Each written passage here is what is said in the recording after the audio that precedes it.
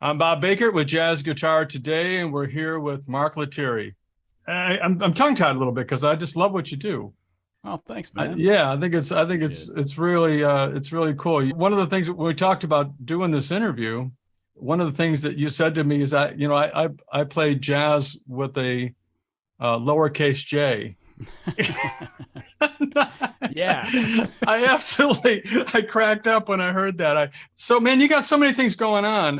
What I love about you, we'll talk about your playing and all that kind of thing, but you are an industrious SOB for sure.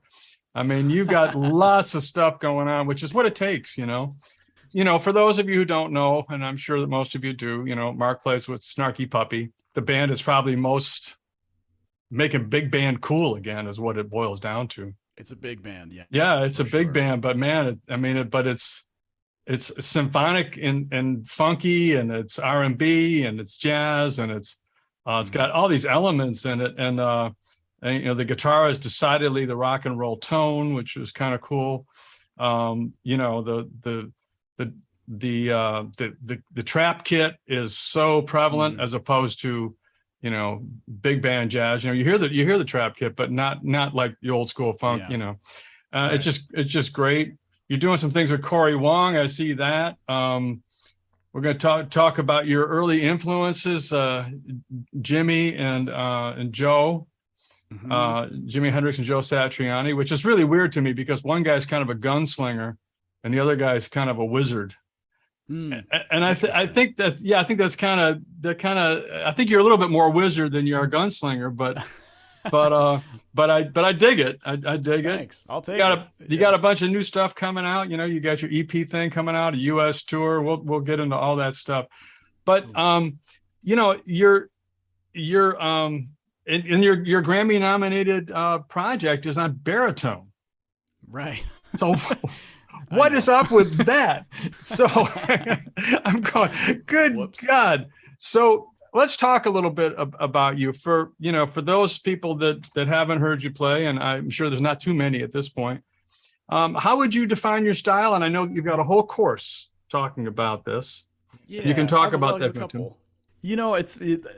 The whole jazz with a lowercase j thing is I mean, I kind of mean that in the sense that like I have influences from the jazz spectrum and I respect the tradition a whole lot and have learned a lot from it, but I don't consider myself a jazz guitarist necessarily. I mean, certainly in the proper sense. I mean, there are real jazz guitar players that's their main voice, but I like the improvisational aspect of jazz. I love the chords. I love the uncommon progressions that you might hear in certain songs, and I love the way that it turned into the music that really influenced me, like a lot of the stuff from the 70s, like Herbie Hancock's more funk oriented stuff or Steely Dan's kind of stuff. I mean, I guess the word was maybe fusion, but I don't also think of myself as a fusion guitarist either because I don't think what I do is that complicated.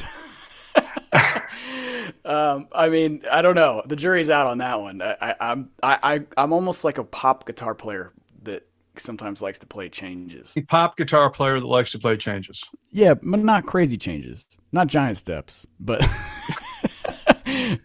jazz with lowercase j, right? Yeah, I hear you I there. can't play giant steps, but I can play some other things. But I like knowing how music works, and I like knowing theory and sort of the more I don't know things you might need to know if you want to play jazz, I guess. But I come from a rock and pop background. I mean, like you said, my earliest influences were Jimi Hendrix, and then I listened to a lot of technical rock guitar players, but I also listened to a lot of John Scofield and Charlie Hunter and Larry Carlton and players of that ilk. That kind of expanded my harmonic palette a little bit. Wayne Krantz was a big influence for sure, But I was not the kind of guy that knew 100 standards and could play bebop and knew all the Joe Pass stuff, or transcribed Kurt Rosenwinkel solos or whatever it is. I love all those players, but and have tons of respect for what they do. But when I pick up a guitar, it doesn't sound like that. So, so that's why I think I play jazz with a lowercase j. Well, you're doing a new thing. I Well, mean, I don't know. well, Maybe. I know. Okay. Well, You're thanks. doing, yeah, you're doing something. when you say the word fusion, that means something to people. There are certain guys that are fusion players, but Well, there's yeah, but there's a melding of styles, and I think let's call it that, because you're not a right. fusion player, because That's a that's like style zero, of that's a music. style of Yeah, play, style of music. right. But you're definitely melding and blending a whole lot of genres together to create your thing. Thanks. I think anyway. Thank you. That's fine. Yeah, I mean, I've always loved the energy and the attitude and the danger of rock and roll. I love the groove and the pocket of soul and funk, and I love interesting chord progressions like you might find in jazz tunes. So Mm-hmm. I live somewhere in the world of those three elements, I suppose, and that's, I guess, the fusion of what I do. Sometimes I just do it on a baritone guitar, which is tuned lower. What is up with that? Let's talk about your baritone guitar, because that Sure. you got a Grammy nomination for it. Well, Yeah. it felt like it was something different and new to me, and I've heard baritone played in a groovy way, but not explicitly in like a heavy funk kind of context. The whole kind of idea with the baritone funk stuff is like, what would George Clinton and Zapp and Roger do if they got in a room with Eddie Van Halen and he was playing a baritone? Or something like that. And actually there is, can I remember? I don't remember. What would happen if Zapp and Roger and George Clinton got in a room with Eddie Van Halen and he was playing a baritone? That's what I think that's what it is. And there is actually a tune where Eddie does play baritone. It's a song called Spanked, which is really, really funky, cool song. Actually, I think he's technically playing a 6-string bass. So yeah, but the baritone, it was almost a bit of a happy accident in a sense that I was writing a tune that became a bonus track on a Snarky Puppy record, an album called Hefe. And just for fun, I was like, man, I wonder what this riff would sound like on a baritone. And it just was kind of this funky riff. And I was like, oh man, this is sort of a different feel, a different sound, something I haven't explored. And that kind of started the whole journey. And it became a social media expression for me, which is weird. Yeah. But in a sense, it's actually kind of, I use Instagram and Facebook and whatever nowadays to just kind of like test out ideas, demos, whatever. I don't care. I throw all sorts of stuff up there. And people really gravitated towards the baritone thing. They were like, what is this? It's like a Minneapolis groove, but he's playing a baritone? Like, I don't understand. And I was like, I don't really understand either, but I think it sounds good. And there was enough chatter in the social media realm that people wanted me to make a record of the stuff. And so I made an EP, which was Deep the Baritone Sessions, which now I call Volume 1, because then people really dug it, and I had a lot of fun making it. It was really easy to make. I produced the whole thing pretty much from home. I did one session with my drummer, and then the rest of the stuff I just emailed parts and notes out to the rest of the guys that played, and they all tracked it home.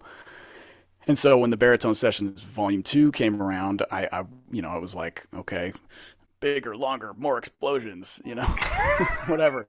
And so that's what I aimed to do, but it was recorded the same way. I mean, we did, yeah, I did a drum session with one of my drummers, and then that was the only time when I was in the room with anybody else that recorded it. Everyone else did it at either a home studio or they went to a studio in their town. And the music lends itself well to collaborations and guest soloists and guest drummers and bass players and things like that. So, I mean, I guess potentially all my music could, but for whatever reason, this record, I just decided to call a lot of my friends who were the funkiest, most groovinest, rippinest people that I wanted to work with, and sent a lot of texts and a lot of emails, and then got all the stuff back and produced it all here, my little home studio, and put it out, man. And yeah, I gotta thank. I had two really great record labels that helped, Ground Up Music and Delta, which is a record label in Germany, and they were both did a really great job kind of promoting it as like, hey, we got this weird guitar guy that makes weird guitar music, but it's really funky and everyone's digging it. And it was enough to, I guess, the Recording Academy took notice. And so there you go. Yeah. I was not writing it expecting to get any kind of Grammy recognition at all with it. But I'm very grateful. That's when cool things happen, when you're doing art for art's sake. What's you said something about theory earlier, and you were at North Texas State, I believe, but not in the jazz, No, not in the school. actually, What well, I school? was What school? not. Yeah, no. Sorry, I didn't mean to interrupt. It's Go ahead. I went to Texas Christian University, That's what it TCU. is. Yes. Yeah, Horned Frogs, go Frogs. Right. Yeah. Uh, but no, I was not in the music department. Um, No. Yeah. Your degree is in. is in well, the joke I've told a million times, but it's still funny, is I have a BS in BS, because I have a bachelor's in science in journalism with an emphasis in advertising and public relations, Oh boy. with a minor in English. So So I like to hear myself talk. That's so what that means. so Davey Mooney from North Texas State is one of our regular Yeah, I know Dave. contributors. Yeah, Oh, right. cool. He's Nice. one of our regular contributors, and in fact, I'm going to be talking to him tomorrow again. But he Nice. puts Tell him I stuff in said here hello. all the time. So I know that the curriculum over there and the program over there is pretty rigorous, and most of the guys in the band come from there. A lot of the guys. Yeah, I think about in the early going for sure. a lot of. Well, that's where it started. So the Right. original Yeah. like 8 guys were all there. Yeah. Yeah. And so how did you get hooked up with those guys? Really, just the way you would join any band. I met them playing around town. I was really active in the Texas well, I should say North Texas, which is basically Denton, Dallas, Fort Worth. Right. Dallas and Fort Worth have very big gospel scenes. Right. And Yeah. that's what I got into, just as a working guitar player, doing sessions, playing with different artists, playing at churches, and that scene overlaps very heavily into the jazz scene, the R&B scene, the hip hop scene. Not so much like the rock country scene, but like, everyone's playing with everybody these days. So I kind of had a foot in both worlds a little bit, but was doing a lot of the gospel stuff, and that's where I met Michael, because he had started doing kind of the same thing. We met through a guy named Philip Lassiter, who's a great, fantastic horn arranger. Yeah, he had a band that I was playing in, and Mike would sub. I think they may have played at the same church or something at one point, but that's how I met the guys, and I was like a fan of the band. I would just go see them. Never really thought like I'd be in the band, because I had another band that was like a rock band that didn't go anywhere, and was kind of wanting to pursue more of the session thing. I really, in my early 20s, wanted to be like a touring sideman with a pop artist. I never moved to LA, so it didn't happen. And I think it worked out fine. I ended up getting into the Snarky Puppy fold, and it was just so fun, and realized like I have a voice in this band. I can contribute something that's not there. Everyone sort of ended up in the group that way, really as like almost like a sub at first. Like beyond the first 8 guys, it was like Michael was booking more gigs than he had musicians to play them, and so he would call another drummer, or for example, and that guy would learn the music and sound really great, offer something really new to the sound, and so they stayed on the email list. And that's why we have 3 of almost everything now. You grew up in the Bay Area, didn't you? Right. Yeah. How did you get to Texas? School? Yeah. I found TCU, and I was also involved in athletics. I ran track at TCU too. I walked on. I saw that. Jumper, actually. Yeah. A long jumper. Yeah. So that was like my passion since I was a pre-teen. I think I started running when I was 13. My dad actually still competes in the Masters division as a sprinter. Yeah, he's been ranked, nationally. Wow. Maybe even internationally. But yeah, he's a bad dude.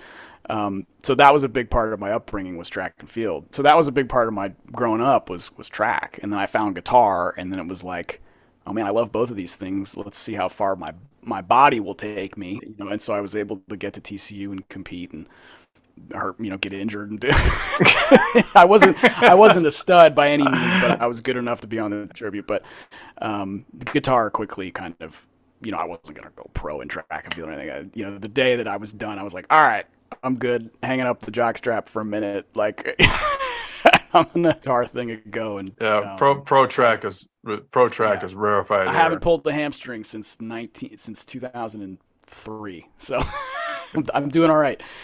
But that's what brought me to TCU, basically. Okay. And they had a great, they do have a very good advertising department there. Their communications school is like world class. Oh, no, it's a great school. It's a great school. So my folks did PR. They were PR people in Silicon Valley, and so it was like it all kind of worked itself out. Like I'll go to TCU, I'll run track, I'll study PR, I'll play in a band. So let's talk about what you want to talk about. What do you want to talk about today? I just want people to check out my music and come see my band. That's what so let's talk about that. Yeah, I'm still old school in the sense that I like to make records and play shows. It's not the easiest existence. Well, you were out with Steely Dan. Yeah, I did part of the Snarky Puppy Steely Dan run, which was great. I mean, You're out with our friend John Harrington. Yes, John and Adam Rogers. Yeah, playing guitar on that gig, and so it's like, man, free guitar lessons every night. That was nice. I love John. Yeah, incredible. And so that was great. It was great to see that band every night. You know, everyone in Snarky's a huge Dan fan, so I did that. I did a couple gigs with the Fearless Flyers this summer, and then we have another little run in Europe. That's a wacky group. It's me, Corey Wong, Joe Dart on bass, and Nate Smith on drums. And that was like a Wolfpack sprouted project. The leader of that group, Jack Stratton, had this idea to put this band together with like guitar and 3 registers and then a really funky drummer. And Corey and Joe were already in Wolfpack, so I was like, you guys do those roles. Maybe we can get Nate Smith to do it. We need a baritone guy. And I think they found me on Instagram or something. Like, that's the guy. Oh, wow, like that's literally wild. Playing funk guitar on a baritone. That's exactly the person that we need to do this. And I think they knew maybe, of Snarky. I'm sure they knew Snarky Puppy and they knew of me through that, but maybe didn't realize that I also played funk baritone guitar. So anyway, I got an email from Corey, and that sort of started the whole process. And now we get together once a year and make these little micro funk records. And then now we're finally playing the tunes, and it's really cool. It's like a minimalist funk jam excursion. Corey's quite a guy too. I mean, he's got a lot of things going on, a lot of irons in he's the fire. A busy cat. Got his own big band funk thing that he does. His own television show. Got his own television show. I saw you guys on the set doing that whole thing. When I learned that you and he were teamed up together, I thought, well, that's pretty cool. That's definitely art driven for sure. Yeah. It's a great match because we're both pretty rhythm guitar forward. He's made that his thing, and I still sort of enjoy the soloistic aspect of guitar. So it's actually kind of a nice melding of the two minds. And you mentioned something earlier, the Minnesota thing. He's a Minnesota guy. Yeah. So he's from that lineage, and we're down here in Dallas. We have kind of our own interpretation of that. So it's kind of cool to bring the two worlds together. Y'all. Y'all. Yeah. Minnesota, y'all. So, yeah, it's fun. It's a fun group, and he's a great guy to play with. So, and then you got your own band, the Mark Lettieri group. And you're doing some dates in September, which is coming up. Yeah, we got a little quick East Coast run, just 4 shows, but it'll be nice. We're doing 2 nights at the Iridium, which, that's kind of one of those places where if you told 15-year-old Mark that he would be doing 2 nights at the Iridium, he'd be like, what are you talking about? So that's, deep down, that's a big kind of a bucket list to do multiple. Oh, no, that's a huge deal. Place that Les Paul built. Yeah, that's crazy. That's a huge deal. So, that's one of those places you walk in and it's like, Jeff Beck is on the wall. You're like, oh, I'm standing here where Jeff stood. Speaking of Jeff Beck, I noticed in your new guitar that, new guitar, it's been out for about a year or so, the PRS, that you have one of those in your hand right there. That's right. One of the things that I noticed in your whammy bar is it's a 2-point whammy bar. But yeah, I've always played 2-post tremolo guitars. And so it just was one of those things where when we were designing it, I said, can we try this? Because that's what I'm used to. He doesn't want his artists to be limited, so he'll try anything. Yeah, he's a very cool guy. Yeah, he's just he's a maniac. Yeah, he's a maniac in a good way. Yeah. What about Jeff's playing was, what did you grab from Jeff that And I know you've recorded Because We Ended as Lovers, and you've done a Yeah, couple of, yeah. I mean, he's top three for me. yeah, Probably definitely. top five or so, if I had to do the ranking thing, whatever. But yeah, I mean, those two records, Wired and Blow by Blow, I was just like, oh my gosh, this is the music I want to make. Like this is really makes sense to me. It's like it's technical, but it's not over your head. It's funky. There's cool changes, and the tones are great. It's raw. It's not perfect. It's like it just has so much vibe. I mean, he's the melodic king. I could never do that. I have a little bit of the Jeff Beck sauce that I try to sprinkle, but I really end it. It's like it's a sad imitation. but anyway, yeah, I just love that it feels like every time he picks up the guitar, he's like, I don't know what's gonna happen. It might be cool, it might be weird, it might be a mess. I don't know. Like I love that. I love that every time I should just say this. All of my favorite players are big risk takers. Well, that was Jimmy for sure. They're just Jimmy and that was and Jimmy for sure. Everybody that we love that's a great improviser or even a great composer is a risk taker. He tries stuff. He plays weird notes and makes them right. He just does, and then he plays the perfect note very often. Yeah, I love that he just. I don't know, man. It's I know he cares, but sometimes it sounds like he doesn't care. It's just like he's just playing. He's just making whatever at that moment. It's like, this is what I'm going to do. And it's going to happen. And you're going to love it. And everybody does. Maybe I should say he doesn't care what anybody thinks. Totally agree with that. You know what I mean? I'm sure I know he cares. Oh, he cares. Like, yeah. But he throws caution to the wind, it sounds like, when he plays. Absolutely. That's what I mean. You know? And that's always, I thought, was really cool. Now, what's interesting is like, you have to be careful with that mindset because you don't want to take it as an excuse to suck.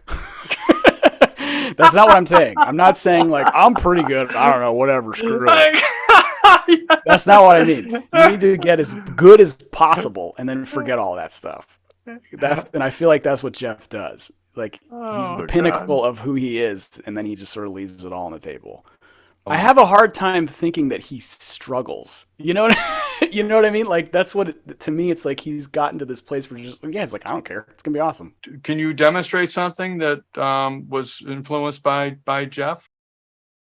Right. So, I mean, let me get a generous sound here. But like, I guess we would take a chord, like you might play a C minor, but instead of playing just a C minor, I might play like a C9 suspended, but use the bar.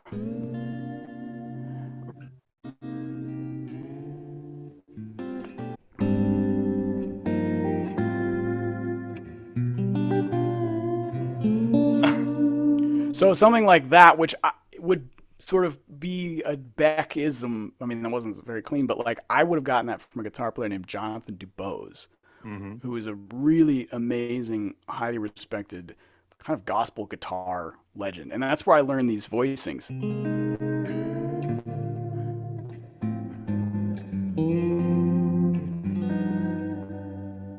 Like that kind of stuff, that's sort of like gospel-esque balladry, but I would sort of put it in the kind of rock Jeff Beck context, and so that's kind of what my approach was for that tune.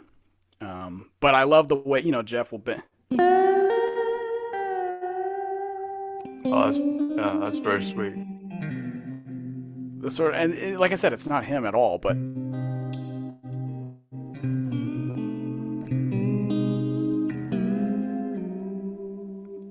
kind of like bridging those chords with a whammy bar.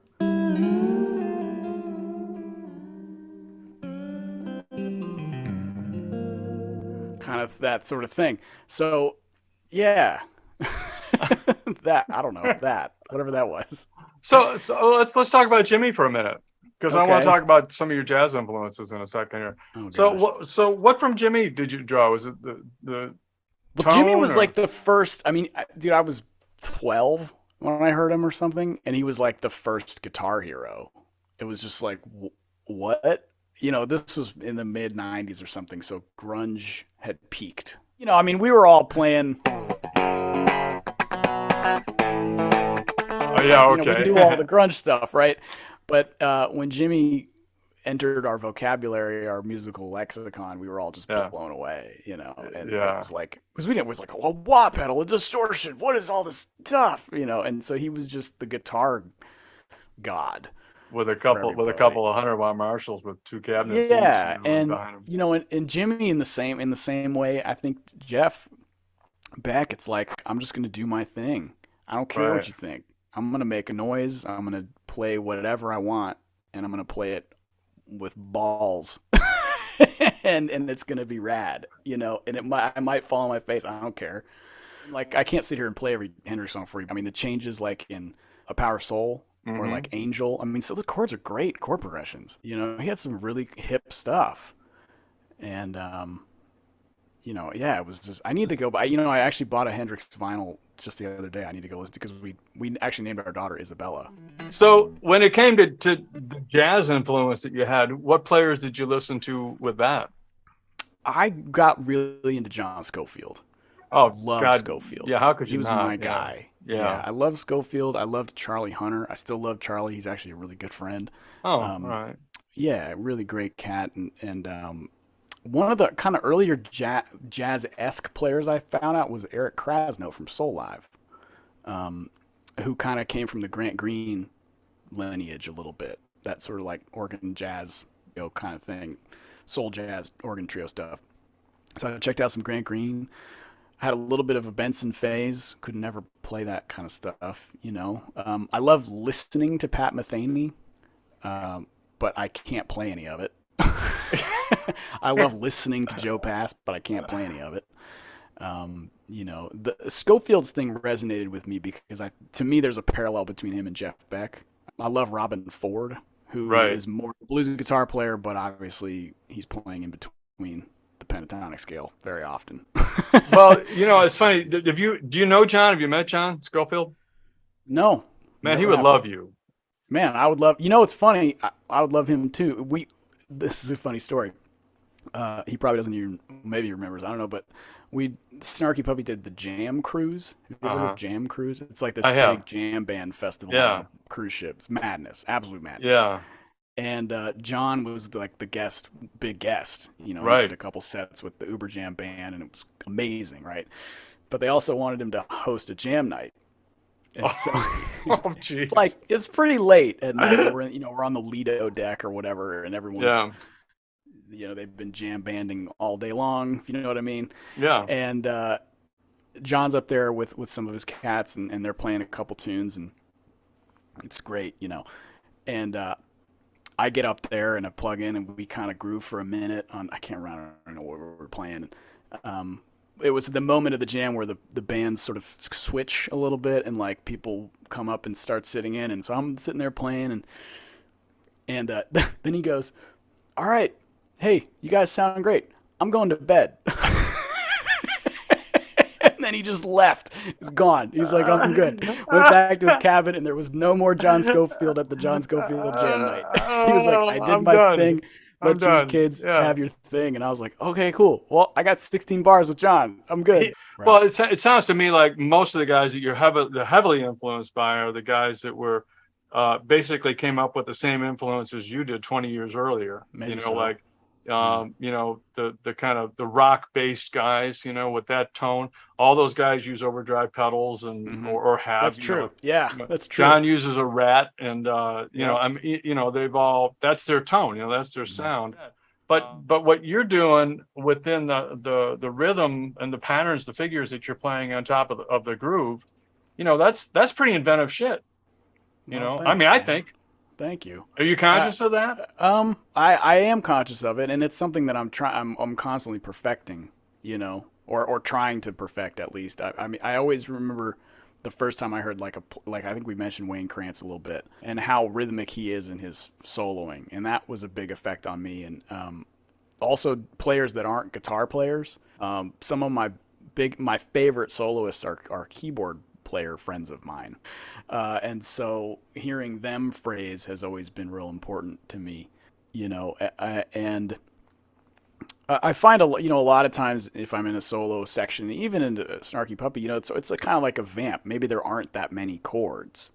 It might just be E flat minor or something, or that's the parent tonality. You're not really changing keys. You're not really expressing a mode necessarily beyond kind of your standard stuff you might find in a funk groove. But like that's actually really hard to do and play meaningful stuff when it's like one chord, which I think a lot of people might write that off as like, oh, that's boring. There's no changes. It's like, well, actually, yeah, I know. It's kind of more challenging because you'll run out of ideas real fast if you don't know how to express time feel. I'm going to tell you something, man. I interviewed a lot of the Miles guys. I interviewed John McLaughlin. I interviewed Robin. I interviewed John Schofield and Mike Stern. And when he had those guitar players with him, it was a vamp band.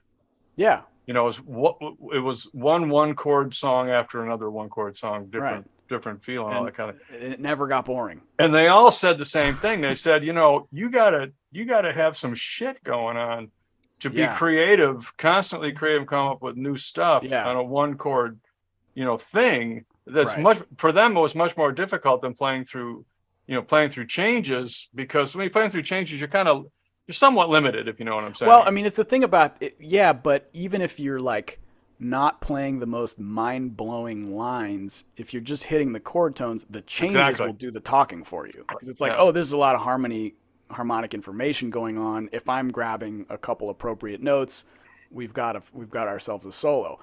The guys that are really good at that really can make great art out of it, Sure, I'm not that guy. but there are a lot of guys out there that okay, I'm going to play this scale over that chord and that scale over this chord. I'm going to try and link them together, and maybe some chromaticism and all that kind of thing. That's a whole lot different than someone who is just creating. You know what I'm talking about. Sure. And I know that. But getting back to the one chord vamp thing, that's incredibly difficult to be consistently interesting to listen to after 8 bars. Yeah, I mean, it really will stretch. I mean, you can do this at home. I mean, just go like this. Right. Put that in a loop pedal and try to sing. Try to play some phrase. Try to tell a story with that. And it's cool because I actually appreciate the challenge because it forces me to solo in ways that are more, I should say, maybe constructive. It's less about like licks and more about playing actual melodies and phrases and not like guitar tricks. Well, it's funny. I mean, because I love these interviews because I get to just shoot the shit with you guys, and it's great. But the guitar, for a lot of people, is a visual instrument. Yeah. You see a lot of guys, they want to play shit that looks cool. Yeah. Yeah, the whole, yeah. But if you do this on piano, you got a guy, I mean, that's not that, on the guitar, you just move that form. But if you play it on piano, you got all kinds of stuff going on. And this does not look cool. My style does not look cool. It looks. I look cool because I'm cool. I like to rock out and look cool on stage. But like, if you watch my left hand, I don't look like Alan Holdsworth or whatever. Well, nobody does, but that's a whole other story. That was a bad example because he's the king. But you know what I mean? Yeah, right. His hands were like that big. He's got NBA hands. Yeah. So yeah, I can't do that, but there's some players you're like, wow, this looks so intense and amazing. And maybe audibly it is, or maybe it's not. Well, it's funny because we're in such a visual age. If I make a record and there's no evidence of video, it's like nobody cares. Exactly. Or something. But at the same time, it's like, that's I think maybe one of the pitfalls of guitar and maybe guitar instrumentalists is that like we sometimes forget that we have to write good songs and cool music with groove and melody and things. It's not about how cool it looks when I play it.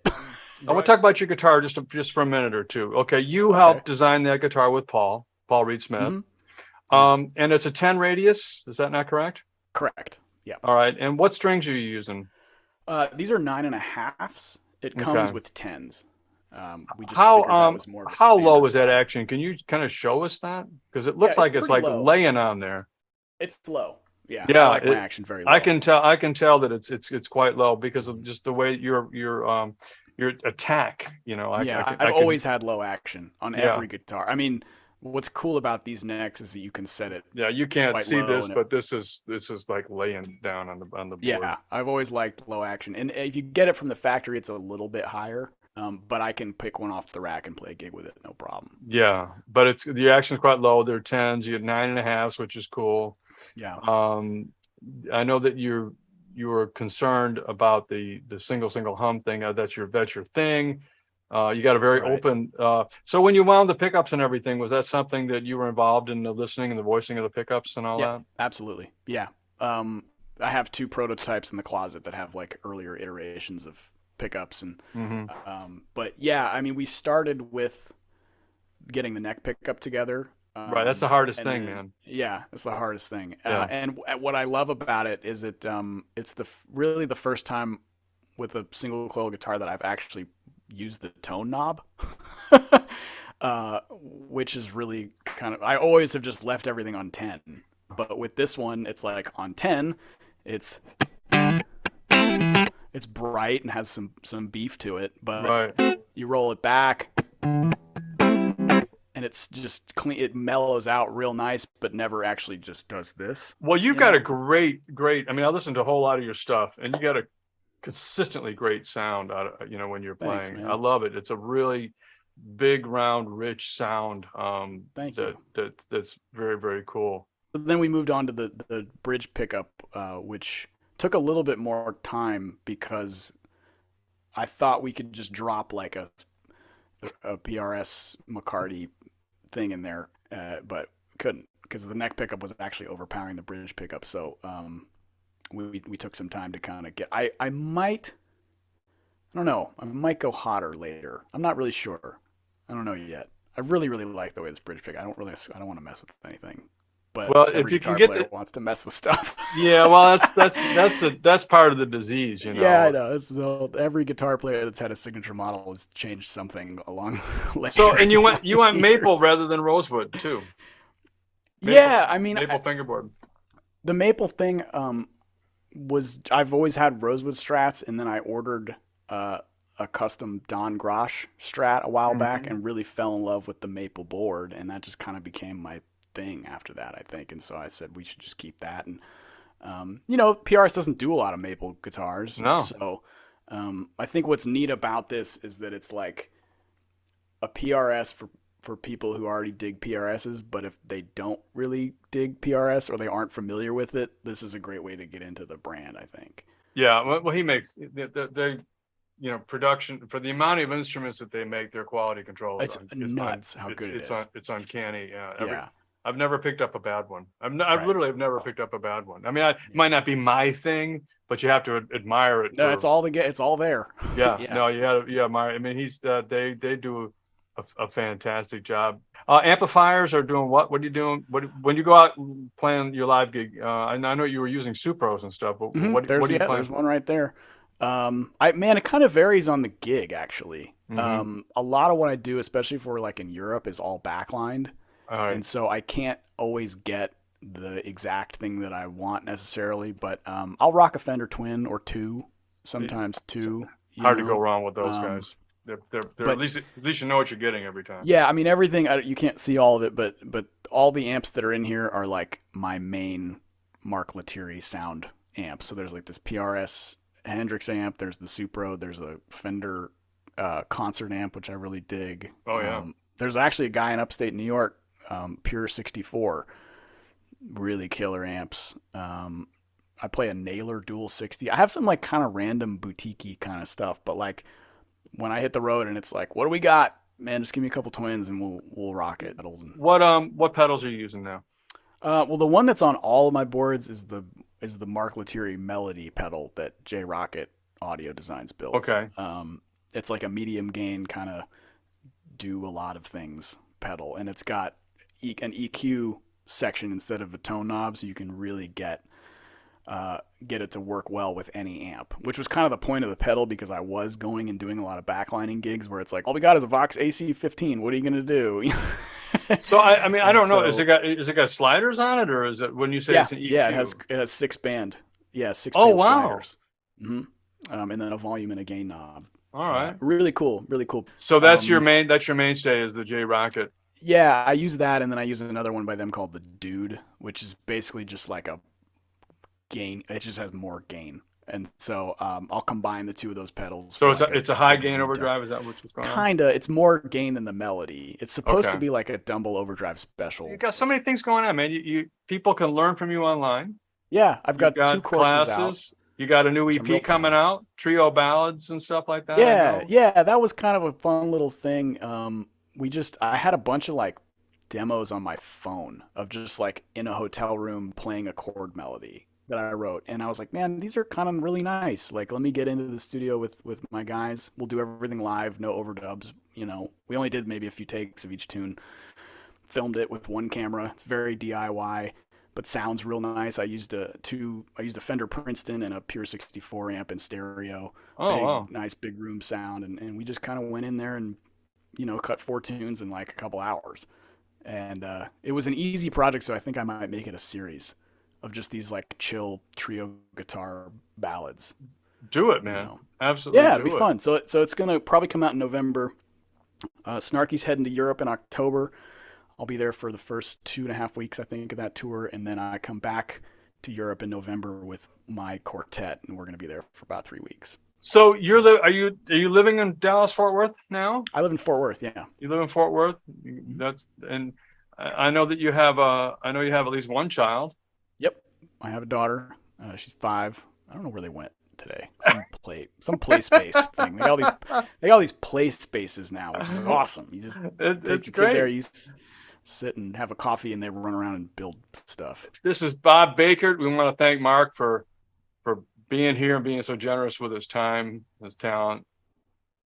Right on, man. I Good think talking to what you, you're Bob. doing, I think what you're doing is really important for the development and the evolution of what the electric guitar and what jazz and pop and rock and this whole new collective thing going on. I think you're one of a handful of guys that are doing some important shit, and I really mean that. I'm Dude, not. thank you, man. I think I you're doing receive some. it.